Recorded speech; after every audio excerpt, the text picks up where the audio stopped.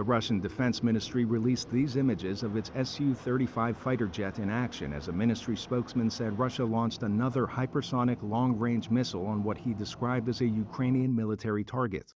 It was the second such attack in as many days. This follows a week where Ukrainian officials said Russian forces destroyed a theater where hundreds sheltered in the building, bookended by the Russian spelling of children in the front and back. A representative from the Russian Foreign Ministry called the accusation a lie, a contradiction seen through the eyes of medics in Mariupol who for weeks have been fighting to save lives.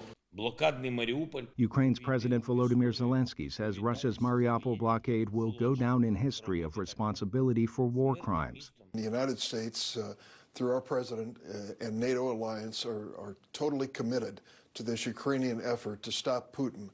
The desperate things that he's doing now, killing innocent civilians and children, for goodness sakes, he will have a stained name in history forever for this.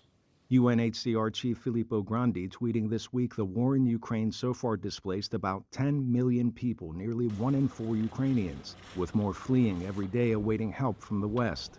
The president has had to be pushed and pulled to where he is today. It was Congress that brought about sanctions, that brought about the ban on Russian oil, that brought about weapons, and all of this big aid package that I voted for a week or two ago, $13 billion.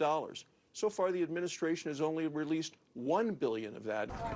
Demonstrations around the world backing Ukrainians and denouncing the Russian invasion, even on the streets of Moscow, where authorities carry protesters to vans and drive them away.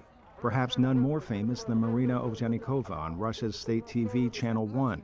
She burst into a live broadcast with a sign reading "No war" in English and "Don't believe propaganda, they are lying to you" here in Russian. I could show to the rest of the world that Russians are against the war, and I could show to the Russian people that this is just propaganda, expose this propaganda for what it is, and maybe stimulate some people to speak up against the war.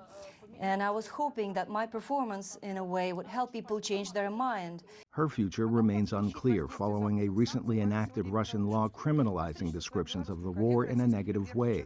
The offense carries a jail term of up to 15 years. Arash, Arabasadi, VOA News.